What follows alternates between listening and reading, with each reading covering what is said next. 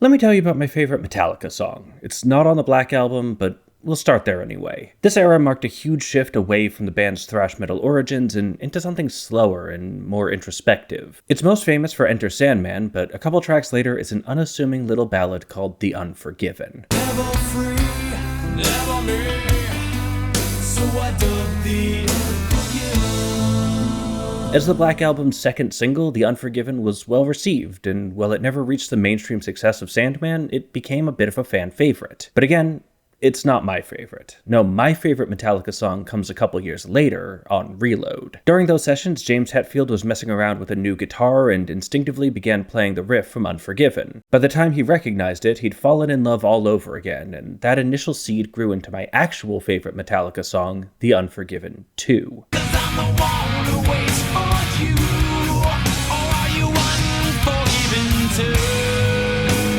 That's solid wordplay. You gotta give him that. I love this song, and clearly so did Metallica, because despite the lukewarm reception that audiences gave Reload, they decided to do it again on Death Magnetic with The Unforgiven 3. How can I blame you when it's me I can't forgive? And I find this fascinating. Sequels happen all the time in lots of different media, from movies to books to TV shows. But not music. Why not? There's a lot of places I could start this discussion, but I'd like to begin by taking a closer look at the Unforgiven trilogy. In my mind, The Unforgiven 2 is the quintessential song sequel. Released 7 years later, it develops not just the original song's narrative, but also its music. There's lots of parallels between the two tracks. The riff from part 1 gets developed in part 2,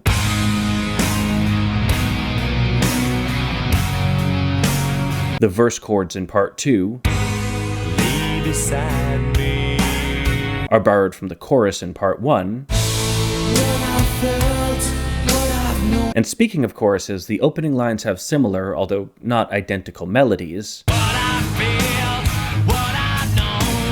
to complement their reused lyrics. And for a sequel, this all makes sense. If you went to see John Wick 2 in theaters, you'd be going in with certain expectations, from bombastic fight scenes to glimpses of an elaborate criminal underworld to a grumpy Keanu Reeves. A movie that didn't give you that wouldn't feel like John Wick. But you're also not expecting a copy. If they just gave him another dog and had the bad guys kill it again, that'd feel redundant. And The Unforgiven 2 understands that, which is why so much of it is new. Most notably, they flipped the dynamic contour. Part 1 has these loud, angry verses that settle into calm, almost acoustic choruses, while part 2 does the opposite, starting low and building high. The story evolves, taking enough pieces to keep it recognizable while also bringing in new ideas. And that's why it's a little disappointing that The Unforgiven 3 mostly doesn't bother. There are some parallels. The piano arpeggios in the intro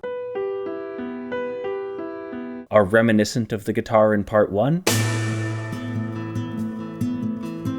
And it has that same dynamic contour thing with the heavy verse into a more acoustic chorus. But mostly I feel like I'm listening to a completely new song. There's not a lot that ties this to the first two. If it weren't called The Unforgiven 3, I don't think most listeners would make the connection. And narratively, this does make sense. Part 3 is about realizing the root of all the previous songs' anger and trying to move past it, so it should sound different. But Part 2 already showed us how flexible these musical motifs are, so doing nothing with them feels like a missed opportunity. I enjoy the song, it's just not the same kind of sequel. It's like if, after The Fellowship of the Ring and The Two Towers, Peter Jackson closed out the Lord of the Rings trilogy with District 9. It's a different vibe. And vibe is a lot of what I'm talking about here. I'm not going to be rooting around for subtle references and Easter eggs. The connection should be apparent to a casual listener. That might mean sticking faithfully to the original. Harry Chapin's Taxi, She said 16 Parkside Lane. tells a beautiful story about old friends reconnecting by chance. When fans asked him what happened next, he responded with a song literally called Sequel, Hitting 16 Parkside Lane. that uses pretty much the same music. On the other hand, George Harrison's This Guitar Can't Keep From Crying Found myself out on a limb. is still a clear spiritual successor to While My Guitar Gently Weeps, Look at you all, see the love despite, on the surface, sounding pretty different. There are some parallels, like the way the harmony of this guitar alludes to the line cliche from Gently Weeps, but more than anything, what ties them together is the vibe. The sequel may not sound like the original, but it's clearly heard the original. The two songs are in a sort of musical conversation, and that conversation is what makes it work. Of course, the idea of songs based on other songs isn't new. In fact, it's probably about as old as songs themselves, but prehistoric records are sparse, so instead, let's consider Greensleeves. The version we know today began its life in 1580 as a broadside ballad, a form of popular folk music where balladeers would sell lyric sheets that were meant to be sung to popular pre-written tunes. The first known publication was Richard Jones's A New Courtly Sonnet of the Lady Greensleeves, but it seems likely that some version of the song was already popular, since on the very same day, Edward White released his own take called A Ballad Being the Lady Greensleeves' Answer to Donkin Her Friend. Jones's song blew up, inviting more broadsides, including a second from White called Greensleeves and Countenance's Greensleeves, and no, I don't know what that means either. Few of these broadsides survive today, but for over a century, publishers kept releasing new songs to the tune of Greensleeves. Some simply used the melody to set unrelated lyrics, but others returned to her story and developed her character, tying themselves back to the original through their shared musical structure. But while these new songs had plenty of musical similarities, they probably didn't have much musical development. They couldn't really because of how broadsides worked. The thing you bought was a set of lyrics. Everything else you either already knew or you made up. If you want development, you need a way to reliably communicate musical details. Historically, that's mostly been oral traditions, with students learning by ear from a master, but those can be difficult to track from hundreds of years in the future. Over time, though, Western music began to shift toward notation and eventually recording. It's hard to pin down the first recorded sequels, but my best guess is they were probably on early country and blues records. One candidate might be the work of Son House, who did a couple two-part songs, including My Black Mama Part 1 Black Mama, what's up? and Part 2.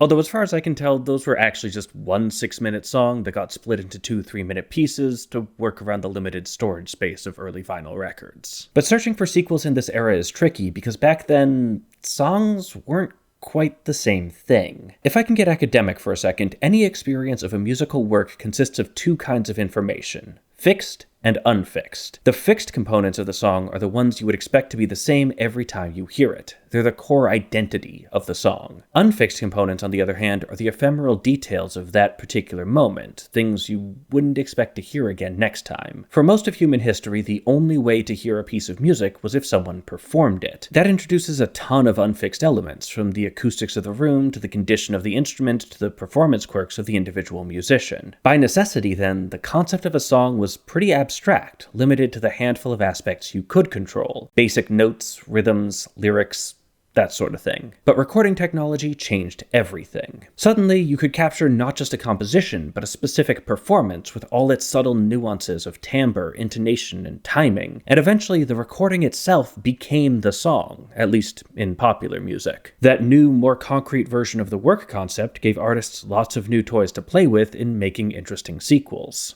But that change didn't happen overnight. The early 20th century was the jazz era, and while jazz bands made recordings, it was still very much a live performance scene. Jazz artists borrowed and developed ideas both from each other and from their own work, but there didn't seem to be much room for direct sequels. The best I could find is things like Duke Ellington's The Sergeant Was Shy, which he says was based on Bugle Call Rag. But that feels more like an homage. By the late 50s, though, music radio and the rise of the single had bolstered the status of the recording, and as jazz gave way to rock and roll, sequels soon followed. The Bobettes had a breakout hit with Mr. Lee. 1, 2, 3, hey! Look at Mr. Lee! Before things took a darker turn in the follow-up. 1, 2, 3, hey! I shot Mr. Lee! Uh-oh. Around the same time, Chuck Berry continued the story of Johnny B. Good. Deep down in Louisiana, close to New Orleans, way back up in the woods among the evergreens. With Bye Bye Johnny. She drew out all her money at the Southern Trust and put her little boy aboard a Greyhound bus. And Jimmy Dean capitalized on the success of Big Bad John. And everybody knew you didn't give no lip to Big John. Big John, with a couple sequels, including one about his son, Little Bitty Big John. When he was 12 years old, he wore a 13 shoe. A little bitty Big John. Little bitty Big John. These are some of the earliest examples I could find of an unambiguous sequel in the modern era, with both lyrical and musical connections tying them together. Seeing so many sequels in just a couple years might actually be a good clue as to why they're not as common these days. In the 50s and 60s, music sales were dominated by singles. Albums were a collection of songs, but each song stood on its own as a complete musical work, and the hits had to be sold individually. In that market, riding the coattails of a previous hit was just good business. By the 70s, though, there was a shift toward album-oriented music, and once a song is part of an album, giving it a sequel feels less obvious. It's like writing a sequel to a particular chapter instead of a whole book. Which brings up an interesting question. Is a reprise a sequel? A reprise is when you bring back a previous song within the same larger work. These are most common in musical theater. Act 1 of Cats ends with this short aria by Grisabella,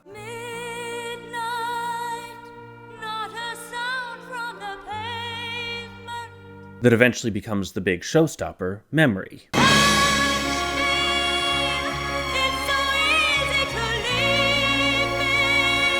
So is Memory a sequel to that earlier song? And outside the theater, we can also find these on concept albums, like Another Brick in the Wall Parts 1, Dad is flown across the ocean. 2, and 3.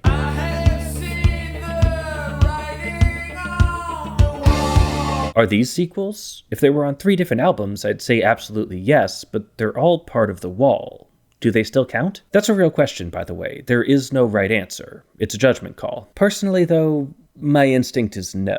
To my mind, part of what makes something a sequel is closure. The first part has to end before the sequel can begin. If they're all meant to be heard together, then sequel doesn't feel like quite the right word for their relationship. But if that's the case, then what do we do with Voodoo Child's Slight Return? Side A of Jimi Hendrix's Electric Ladyland ends with Voodoo Child, an extended studio jam that runs for almost 15 minutes. And side D ends with Voodoo Child's Slight Return, a shorter, more controlled jam on the same themes. There's no overarching story, no larger structure connecting them beyond the happenstance of being on the same album.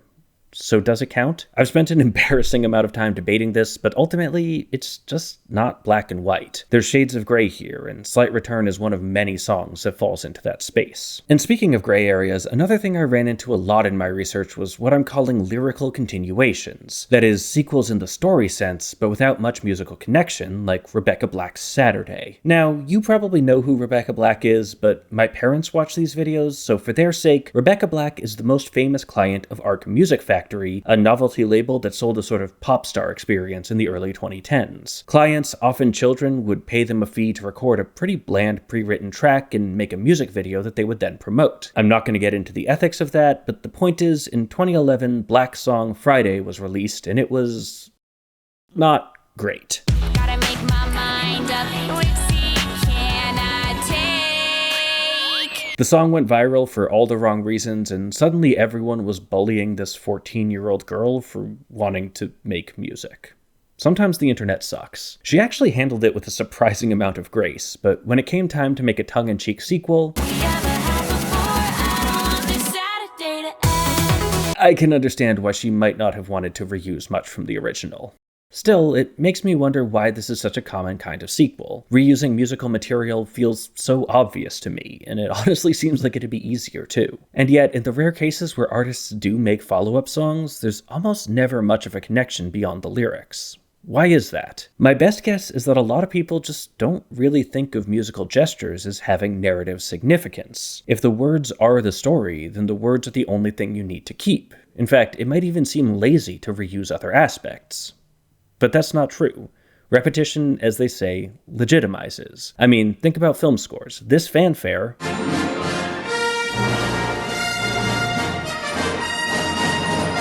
has appeared in every Star Wars film. It's a fundamental part of what makes them feel like Star Wars films. Is that because John Williams is too lazy to come up with new ideas?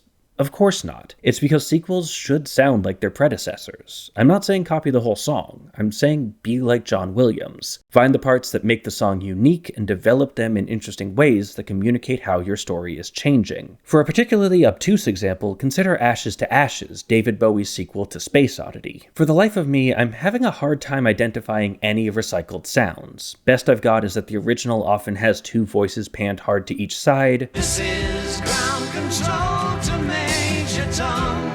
And the sequel also occasionally has a sort of panned chorus thing. We know Major Tom's a junkie. But most of the time it doesn't, so that feels like a reach. And yet I do buy it as a sequel. Both songs have this sort of ambient weirdness to them that gestures at the vastness of space. This moment in particular, But I'm hoping to kick because glad it is glowing.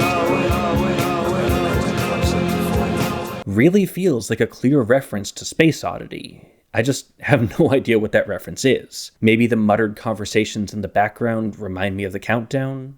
I don't know. I went back and listened to Space Oddity multiple times to see if I could find a moment that sounds like this, and there isn't one, but in some abstract way I can't quite put my finger on. I'm still convinced there should be. Someone please tell me what I'm hearing, because I'm kinda losing my mind here. But Ashes to Ashes isn't the only song that continues the story of Major Tom. There's also this one.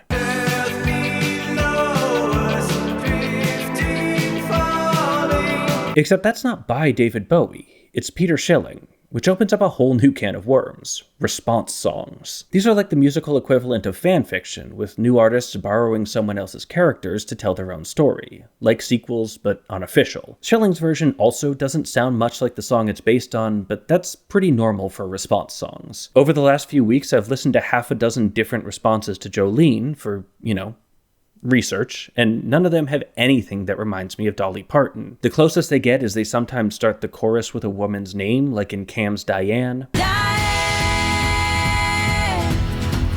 promise I didn't know he was your man. But they don't even repeat it 4 times, and at that point, why even bother? But of course, there's actually a pretty good reason for this.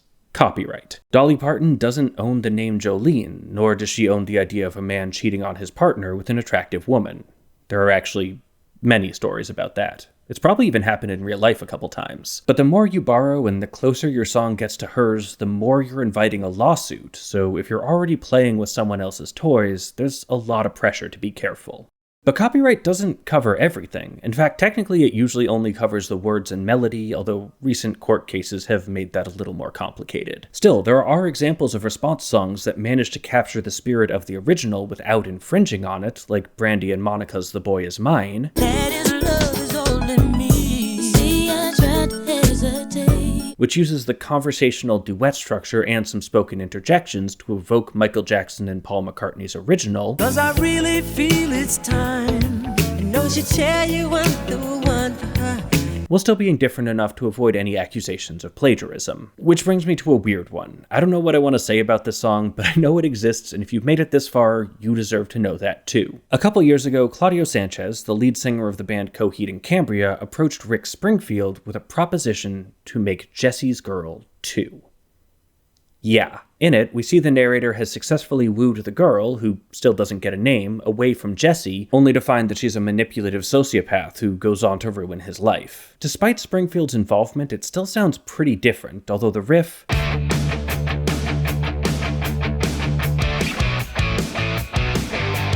does read to me as kind of a cross between the original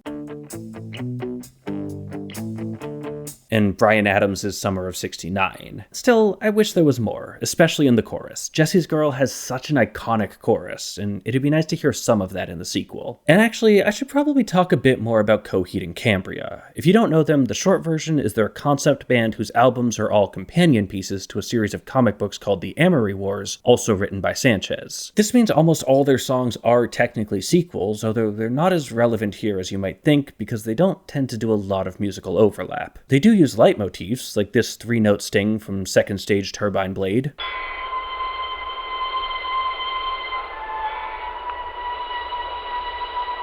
that comes back in a couple songs, including On the Brink,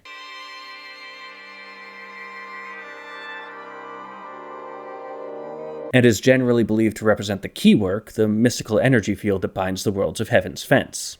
Yes, I've read the books, I have complicated feelings about them, I may make a video about it at some point. But these motifs are often buried, twisted into new forms that hide their significance from a casual listener. The songs themselves rarely resemble each other, at least not more than you'd expect given they're by the same band. So while the events of, say, No World for Tomorrow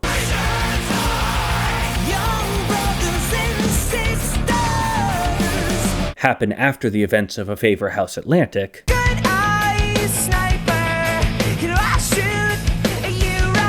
I wouldn't really consider it a musical sequel. It's more like episodes of a TV show, if that makes sense. Another band in a similar vein is, of course, the Mountain Goats. And here's where I admit that, while I respect the heck out of John Darnielle, I haven't listened to a lot of Mountain Goats music. It's not really my thing. I did reach out to a friend for some insight, and the sense I got was that while they have a lot of song series, the actual music doesn't tend to overlap much. That said, I don't feel qualified to speak on the full breadth of the Mountain Goats catalog. They've made a lot of songs, and I don't know how many of them do the thing I'm asking for here. I just know that if I didn't at least mention them, every comment would be asking me why. Half of them probably still will. There's also plenty of artists who, while they may not be quite as committed to the bit, do have long-running song series of their own. One of my favorites is the Story series by Clipping, although, again, I don't hear a lot of musical overlap. Story 2 is a chaotic odd-meter monstrosity. Sulfur and bitter carbon hearing all the burning bodies shout, but no, that was a full lifetime ago and nobody ever has to. While Story 5 is a straight-up choir piece. She tell tales of battles won and how she just begun. There's also Kendrick Lamar's The Heart series, which again runs mostly on lyrical connections, although to be fair to both artists, hip-hop is a genre built on the musical nature of words, and there are definitely ways to make lyrical connections feel musical. Check out Snoop Dogg paying tribute to Nothing But a G-Thang. Too loped up G, so we're crazy. Death Row is the label that pays me. With this lyrical flourish in Still a G-Thang. 4 DPG's getting crazy, and No Limit is the label that pays me. But while sequels can be too distant from their source material, they can also stick too close. The Charlie Daniels Band's Devil Went Down to Georgia is an absolute classic. And the devil jumped up on a hickory stump and said, boy, let me tell you what. I guess you didn't know it. So when Marco Connor set out to write a sequel, he was in for a challenge, one made even tougher by the all-star ensemble he put together, including Johnny Cash and Charlie Daniels himself. In the end, The Devil Comes Back to Georgia stuck to the exact same form as the original, pretty much beat for beat. To tempt the fiddle player, for he's just a mortal man. The sin of pride. And maybe that makes sense, since the story winds up in roughly the same place. Johnny once again outplays the devil and keeps his golden fiddle. It's an interesting song, but it's not really doing much as a sequel. Making something that feels enough like the original to carry its legacy while still being different enough to add to the story is a really difficult balancing act, which may be why so few bands even try. But there's one important genre we haven't covered yet, so before we wrap up, I think it's time to talk about prog. Sequels are exciting because they extend a song beyond its natural boundaries, and pushing the boundaries of song form is what progressive rock and metal are all about. It probably won't surprise you to learn that when I asked for suggestions of song sequels on Blue Sky, the bulk of my responses came from prog fans with a whole list of examples ready to go. I won't run through all of them, although I'll put a link to that post in the description if you want to see, but when it comes to prog sequels, there's one that in my mind stands head and shoulders above the rest. Metropolis Part 2, Scenes from a Memory. Buckle up. Like the Black Album, Dream Theater's Images and Words marked a major turning point for the band. Not only was it their first album with singer James LaBrie, it also contained their first real hit, Pull Me Under. The song we're interested in, though, is Metropolis Part 1, The Miracle and the Sleeper. According to John Petrucci, this was never actually supposed to have a sequel. It was originally called Crumbling Metropolis, then just Metropolis, before he added the Part 1 as a joke. But fans didn't get it, and as the song became a fixture of their live sets, audiences were clamoring for a follow-up. So they made one. But not just any follow-up. Prog songs can be long, sprawling things. Part 1 was already 9.5 minutes, so if they wanted to go bigger for the sequel, it'd have to be even longer. Say, 12 minutes. 15. Maybe 20. Or how about 77? That's right, Metropolis Part 2 isn't just a sequel song. It's an entire sequel album with 12 songs and 9 scenes spread out across 2 complete acts, all telling the story of, Okay, how do I explain the story of Metropolis Part 2? It's a lot. In typical prog fashion, the narrative here is convoluted as hell, and this video's already long enough without me trying to explain it all, so I'm just gonna say it's about murder, love triangles, and past life regression therapy, and you can go listen if you want to know more. Now, obviously, expanding a song into a full album requires a lot of new material, like the slow, gentle interlude of Through Her Eyes. She never really had a chance. That doesn't have any real parallel in part 1, but it's also not as disconnected as, say, the Coheed example. Large parts of the album feel like they're in direct conversation with the original. Sometimes that's a direct quote, like how this drum groove comes back in Home, and this 13/8 riff plays in the background of the intro to Dance of Eternity. There's even some lyrical quotes like this becoming this.